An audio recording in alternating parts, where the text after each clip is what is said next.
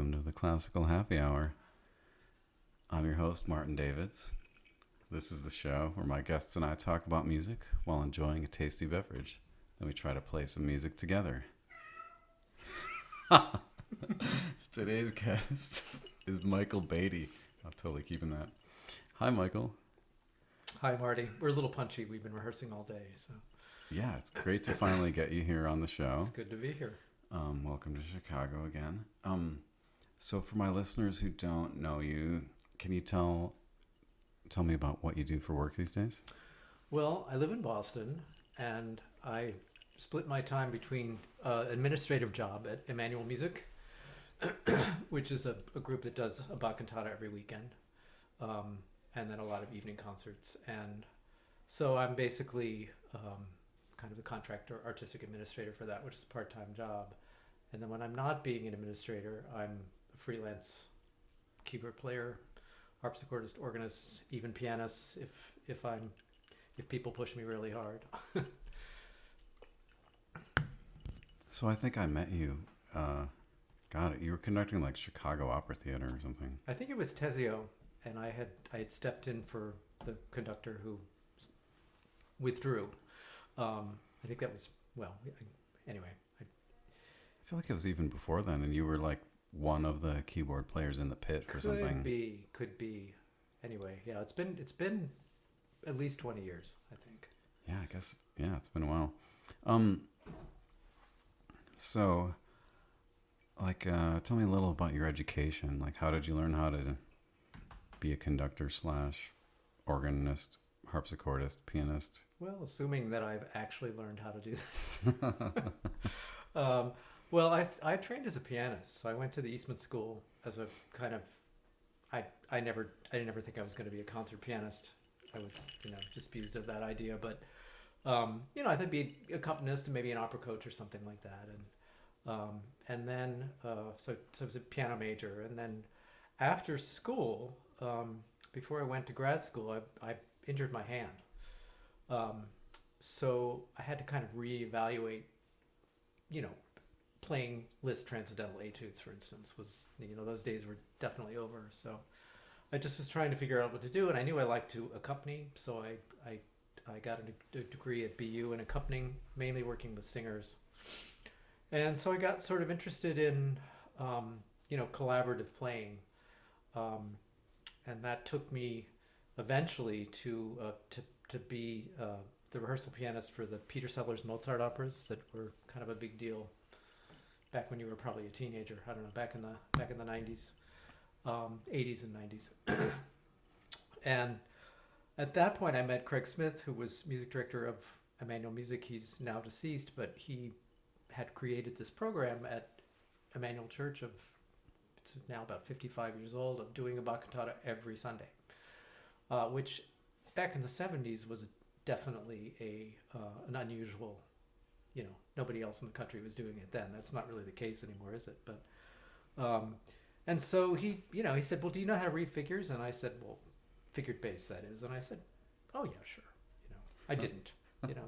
It's one of those instances where we lie because we know this is an opportunity I don't want to pass up. So I spent about 5 hours on a Bach cantata, trying to learn how to read the figures, and then, gradually over a couple of years, the 5 hours turned into a half an hour, and I kind of like learning a language. I just learned how to read the figures, and so that was kind of my backdoor entry into Baroque music. And then I started, playing harpsichord, and got hired to, got sort of thrown in the deep end, various places to play continuo. I had no idea what I was doing. I'm really so envious of the young keyboard players now. There's so many more people out there who know how to do it and know how to teach it. And when I was around, there just weren't that many people around, who even could teach you how to read. I mean, people know how to read the figures, but the art of continuo playing, and so I just learned mostly by listening and just failing every weekend on a Bach cantata, and then pulling myself back together the next week, and trying to do better than the week before. I don't know. I'm sort of meandering here about this this journey, but it's interesting because it wasn't a standard way of kind of getting into the. So, I mean, let's just break it down a little. So, you were in Boston. Was there anybody in Boston that at that time that you could have gone to and said, "Teach me how to do this"? There were a couple of people. In fact, there was a wonderful woman named Suzanne Cleverton who played the Bach cantatas and before I did, and then she had moved and she was playing occasionally, and so I would work with her. I worked with Mark Kroll a little bit, and Peter Sykes and I are basically contemporaries. He's a little bit older than I am, and I didn't ever study with him, but I listened to him a lot, and I would go to rehearsals. You know, that's mainly how I learned, was just by listening and trying things out, and you soon figure out what you feel like what works and what doesn't work. I mean, did you have access to like any of the treatises on it, or? Well, I did have some. I mean, I didn't really. I mean, I have no idea what I was doing at that point. So gradually, I think I got some sense of where to look for those things. But at that point, I was so deep into it that mostly I can't say that. Other than my work with coaching singers, as far as my own playing was concerned, it was almost 80%, 90% instinct. And on the job. Yeah. Well, and I was just lucky to be able to do it a lot, So if I'd only been able to do it once every 6 weeks, I don't think I ever would have been able to actually get to be reasonably decent. Yeah. So if you're doing it week after week, I mean, you've got to start seeing a lot of the same progressions, and things would get more familiar, right? Yeah, it's a language, and just the idea of organ playing, because I never trained as an organist at all. And it's so much about articulation and about space and about registration and about density of the chord choices. This is getting very scientific here, but there's even though the figures themselves for the most part are pretty basic, there's only a handful that come up a lot. What you do and how you voice, and it's a real. There are many bad ways to do it. There's good ways too, many good ways too, but I discovered a lot of the bad ways.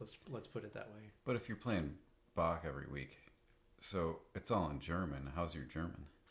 I was able to I studied a little bit of German, and I just basically became fluent in whatever it was that I was working on. So I'd get to know the text, and I'd write it in, and because I did some coaching of singers, I have basic knowledge of pronunciation and how the language fits together. And so you figured a lot of things out, like if you play more notes at once, it's louder. Yeah. And sometimes you want it loud, sometimes you want it soft. I'm sure you could help once you understood what it was about. Yeah, I mean, there's so many. Or if you have somebody who's playing or singing low, and you play a chord that's like right on top of that sound, it's annoying. It's an obstruction. So you think, either I have to play less or I have to play higher, kind of out of the registration, out of the way. So I don't know. I don't know how many people find that scientific aspect interesting, but we do. I mean, it sounds like a fascinating way to, I love how you accepted a job when you didn't even know how to do it. Yeah, I mean, and certainly, I think anybody who conducts, basically has to accept their first job before they know how to do it, because talk about on-the-job training. Yeah, how do you get experience if you never do it? You just have to do it. And actually, I got a lot of conducting experience with the cantatas as well, because I started, once I had played for a while, started conducting, and again, I didn't have any idea what I was doing, but it's great music. It requires real sophistication and choices, and so I learned. I still consider myself a keyboard player who can wave, can conduct when coerced. I mean, I'll confess to a similar type of a situation where the first time I was asked to play the Four Seasons, all four of them, as the soloist, I didn't know all four of them, but I said that I did. And, they offered me enough money that I was willing to learn them really well. Practice your ass off, Yeah. right? And it was great. The concerts went really well. No one cared or knew that I'd never done it before. I think you just have to. I mean, I had never played Messiah, and which is kind of amazing at age 30 or whenever it was I first played it. And I first played it in Symphony Hall with the Handel and Haydn Society and Christopher Hogwood conducting. And I didn't tell him that I'd never played the piece before. That's a good call, yeah. He may have known, but he didn't say anything. But really, no one wants to know that. Nobody wants to know. Yeah. Just keep your insecurities to yourself. Yeah. Okay. So did you want to be a musician when you're growing up? I couldn't really do anything else. I mean, I was horrible at sports and, not popular, the classic kind of music geek, if you'll pardon the expression. And so it's just something that I fell into. I wasn't particularly good in school, but I had musical talent. My parents were both pianists, amateur pianists. So from a very young age, I was hearing, great music. Maybe not the greatest playing, but Beethoven, Opus 1, number 1, piano trio in my living room when I was 4. So I kind of decided that I wanted to learn how to play. I didn't actually start until I was about 9, but I was a quick learner. A lot of people say it's an advantage to start at like 4 or 5, but people burn out too when they start early. Well, I lived in a beautiful area and I spent a lot of time outside and a lot of adventuring with my friends, as a really young, 7 and 8 and 9-year-old. And I wasn't indoors practicing all day by any means. And I wouldn't trade that for anything, Yeah. Cool. So what kind of music did you like when you were growing up? Well, I had a sort of a mentor friend, sort of, I guess you could sort of say gay uncle type, who was very into opera, of course, and he kind of got me interested in opera as a friend of the family, and he got me into opera, and we went to Boston to when the Met was still on tour, and we'd go to operas, and I got really into that. I got really interested in Benjamin Britten. I became sort of obsessed with his music as a teenager, learning all the operas and the War Requiem and stuff like that. And it kind of went in cycles, I when I got to college, I hadn't played any string chamber music. And then I became sort of obsessed with the violin sonata, Beethoven violin sonatas, which you probably played most of them. And by the time I was a senior, I had played all 10 sonatas with various violinists, and so that was kind of an obsession, and like a lot of piano chamber music. But I wasn't listening to Bach. I wasn't getting to know the Handel oratorios. I wasn't practicing Cooper. I wasn't, it just was completely, Baroque music was like just a total, it's something I liked it, but I didn't know anything about it, and I wasn't at that point very interested in it, which is kind of strange. So, at this point, do you consider yourself like a Baroque guy, or you're just a musician?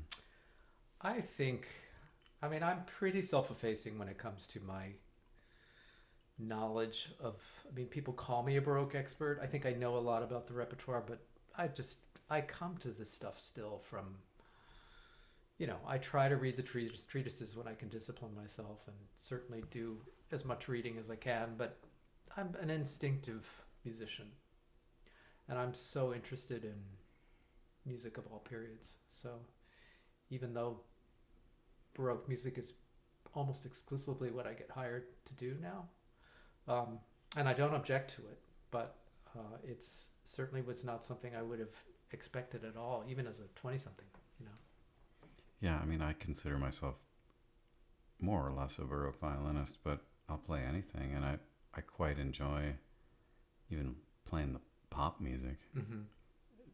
if only as a relief from playing Baroque music all the time. Well, and I listened to a lot of rock and pop music as a teenager, which people who know me as an adult think seems really unlikely, but I loved it. I still listen to that stuff. You know, Steely Dan and Doobie Brothers, and you know that's music of my youth. You know, Yeah. and it's good stuff. I mean, really. No, I like it. Okay, so you play the piano, the organ, and the harpsichord. Do you play anything else? Nope. That's enough. Yeah. And you know, I don't play pedals. I don't do the organ pedals. It's a sort of something I'm slightly proud of, you know. It's like, no, I don't do pedals, you know. Some people don't do windows, I don't do pedals.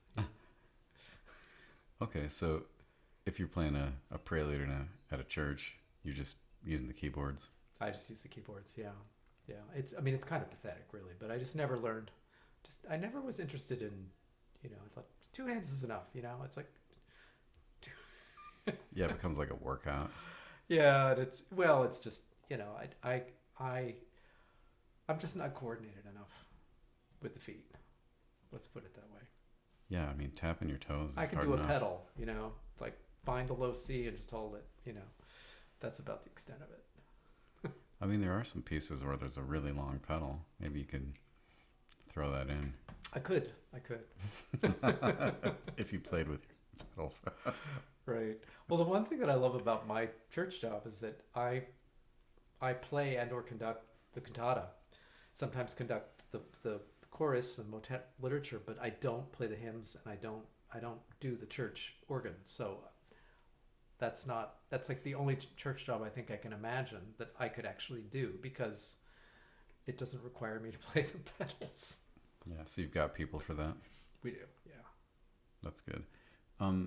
So I don't know if you've ever thought about it, but if you weren't a musician, is there anything that you'd want to be doing? Well, it sounds a little bit, well, I won't judge it. I'll just say, to me, I think if I were growing up, if I were younger and, you know, looking at the world the way it is now, I think I would want to get involved in some kind of, you know, alternative energy kind of thing. That would be really interesting to do something that could contribute to the future being a little bit more less alarming, if that makes sense. I also really love gardening, so it's I think whatever I did, it wouldn't be an office job. I wouldn't want to be in business or banking or. You're not a cubicle guy? No.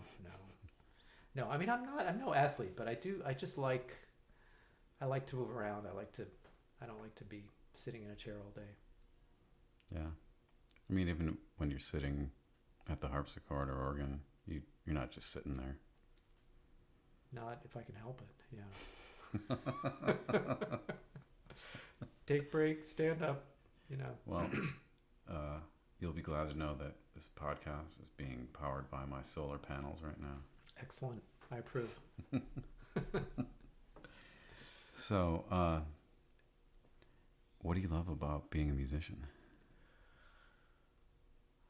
I think that what I love about it is that which is intangible. I mean, it's creating something. I mean, it's obviously for the most part written down, although a lot of what I do isn't written down. And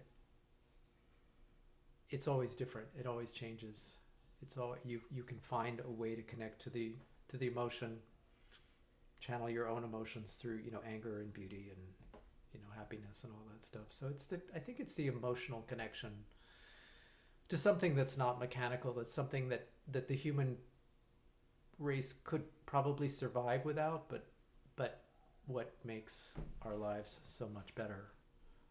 It's true of anything in the arts, but I think music is special in that it's an oral thing, you know. What about you? I mean, yeah, I love losing myself in the sound, and I love thinking about things when I'm playing and trying to connect with other people.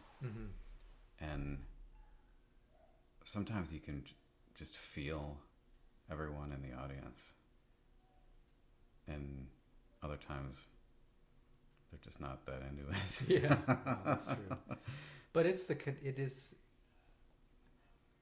I guess that's the thing too about it. It's like if I didn't do music, whatever I did, I would want to be something that was really collaborative and uniquely human. You know, it's music is I don't know. I mean, you can play a solo Bach partita. I can play it. Either one of us could play our own version of a solo Bach partita, and I love doing that, and I love practicing solo music. But I get no pleasure out of performing solo music, mainly because of nerves and various. I really kind of need that connection with playing and with other musicians, singers, players, whereas I think some people do really, really well by themselves, and they make that connection with the audience. I like the triangulation of myself, the other musicians, and the audience, if that makes sense. Yeah, I mean, I feel the same way mostly. I mean, I don't mind the occasional unaccompanied violin thing, but you just don't get the harmonic richness from a single violin that you can get from playing with other people, even just with a keyboard. And I don't know. I mean, I do like simple, sort of almost naked, beautiful sounds. And I think those can be the most moving, but I love richness too. Just feeling enveloped and like a large sound is also really nice. Loudness. Yeah, it's funny when I go to the BSO, I usually go to the big stuff, like a big Shostakovich symphony or Electra or, the things that, especially after the pandemic, I was like, I want to hear some loud music making. You know what I mean? It's just like, just knock me out of my seat, I think that's why so many people wear headphones, because they really just feel the sound, Yeah. It's great. It's not the same, is it? But it's such a great thing. It's like if my mom and sister, I'm always trying to get them to listen to various things, and they'll they turn on their computers, and I'm like, I'm sorry, you can't listen to it that way. You've got to listen to the headphones. And my sister's like, nah, I don't like the way headphones feel. It's like, no, come on, you can't. It's not a great way to listen to music. It's true, yeah. I mean, there aren't so many like audiophile stereos kicking around. People used to have their record player with the awesome speakers, and they would just sit in their living room and listen to records. Yeah. I don't know anybody that does that now. Well, I don't know when I was a student, what else are you going to do in the winter in Rochester? But we would spend a lot of time late evening just listening to the latest Haydn Mahler symphony or something, and just it's great. I miss that, actually. Just kind of hanging out with people and just listening to music. But going to concerts is also great. Yeah. Well, we want to encourage that. Yeah, definitely. Go to concerts, folks. Yeah, because no one's buying records anymore. Although, feel free to go to Bachfor2.com and order my latest album. You're going to plug? Is it time for a plug? Just throwing that in there. Okay. Are you teaching anywhere? The only teaching I do, I taught actually an oratory or repertoire class for singers at BU for years, and then the pandemic, they sort of postponed the class, and then when they started up, they wanted to start it remotely, and I thought, oh yeah, I think I'm done. Remotely? God, that's Yeah, kind of sad. for performance class, I know some people were able to do that successfully. I just couldn't face it. So that sort of ended. But I do teach at Carmel. I do this Adams Masterclass program for young singers, really emerging or emerged young professionals, singers, a quartet of singers, and they come to the festival, the Carmel Bach Festival, for the month of July, and they sing with the chorale, and I prepare it and conduct a concert with them. And then we have a bunch of master classes that are usually, mostly not taught by me. Actually, I usually play for them, and then contribute sort of pithy comments here and there. But I love to coach singers. That's my favorite kind of forum of teaching is to just work with singers on every aspect of performance. And I think I have an affinity for that. I've never taught keyboard except for continuo here and there. If somebody wants to come and work on, I like to teach continuo because there's so many things that I know that took me 30 years to learn, and I'm thinking, if somebody had just told me that might have saved a little time. You know what I mean? Yeah. So I do enjoy that, but I don't do a lot of teaching. It's part of the reason why I never have been attracted to academia, for lots of somewhat obvious reasons, but I do.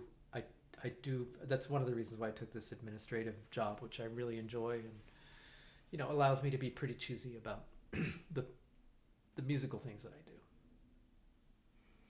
Well, I'm glad you chose to come out here today. Yeah, you too. Let's see. You said you work with a lot of young singers over there. Do you have any advice for upcoming musicians or singers? Well, first of all, musicians are singers. Singers are musicians. I just have to say that. I think the thing that, I feel like I'm a sort of a focil in a way. I'm 62 now, and the music world and the music business, I think, has changed so much.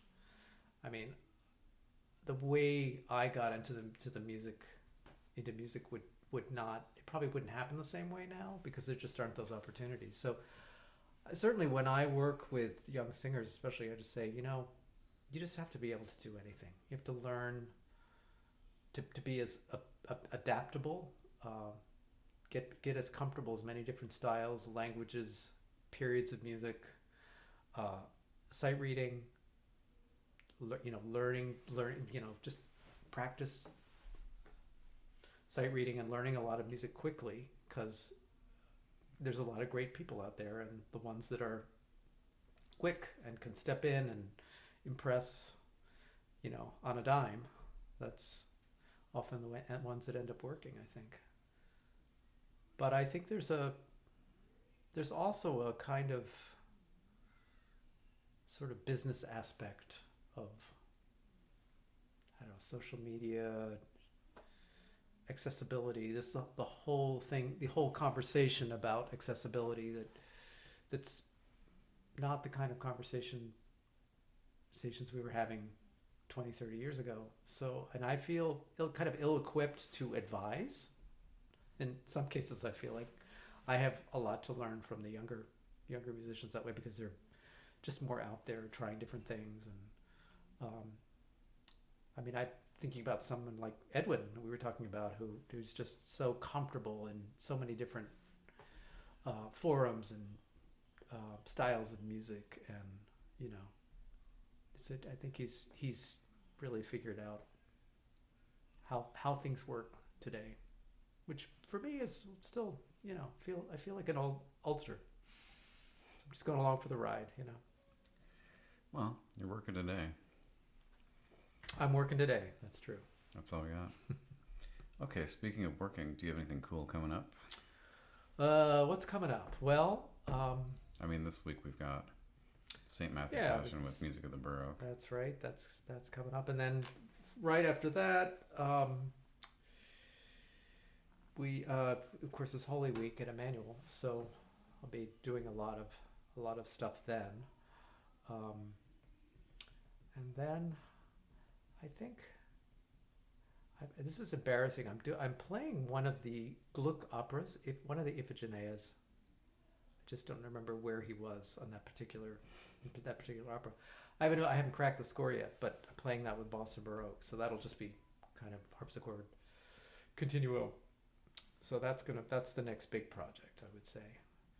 And then Carmel there's always a lot of preparation, learning, programming the showcase concert for the students. And So Carmel, what time of year is that? it's July. The whole month of It's the July, whole month, basically. yeah. So at that time of the year in California, it's sweatshirt weather on the coast. It's like it's chilly and foggy. Well, And that part of great California. place to be, actually. Yeah, I mean, if you don't like the heat and the humidity, it's a good place to be. Sounds okay. Okay. Before we take a break here, is there anything you want to ask me? Well, how did you get started in music, actually? My parents made me pick an instrument at age 4, and I had to practice every day. I mean, more or less. Certainly didn't like set a record for consecutive days or anything. I skipped any possible days I could. But I mean, I had a lot of interests as a kid. A lot of people in my family are scientists, so I thought about being an astronomer or paleontologist or something like that. Mm-hmm. But ended up just majoring in music in college, and then just that's what I did. And I think I've had a lot of experiences that affirm that it was the right choice. I don't know. Have you ever just been on a job and there's some musician you really respect and you see them looking at you while you're performing and they just look at you like they think you're great? And you just feel like, okay, maybe I am doing the right thing here. Yeah, I mean, I think that it does happen on very occasionally. It probably happens more than we think, right? It's just, when you actually look, we know what we're doing, right? I mean, we've been around the block. Yeah. So yeah, I don't know, wasn't creative enough to think of anything else to do. It's kind of my situation. Yeah. I mean, it wasn't even it. I mean, it was more. It's really. I knew that's what I wanted to do. I mean, I was really by the age of 12. I was like, yeah. And unfortunately, that was almost a bad thing in a way, because I kind of just said, well, I don't need to do well in school. I don't need to study. I wish that I had been a little more curious about all my other subjects. I was just mostly wanted to practice and do the musical and Yeah, I always kind of underachieved, but I don't think it's because maybe I just wasn't that interested in studying. But when I applied myself, I always did really well. And yeah, every report card would be, Marty's not living up to his potential. Oh yeah, that sounds familiar. Anyway, let's not get too deep into that. No. We could analyze to. Yeah, life is good now. Yeah. So we're going to take a little break and come back and play something. Please rate this podcast and tell your friends about it. And you can sign up as a subscriber too, and send a little money our way, and to get me to keep making lots of new episodes. I've got some subscribers. I'm very grateful for you. Always ready to welcome more, though. Okay, we'll be right back.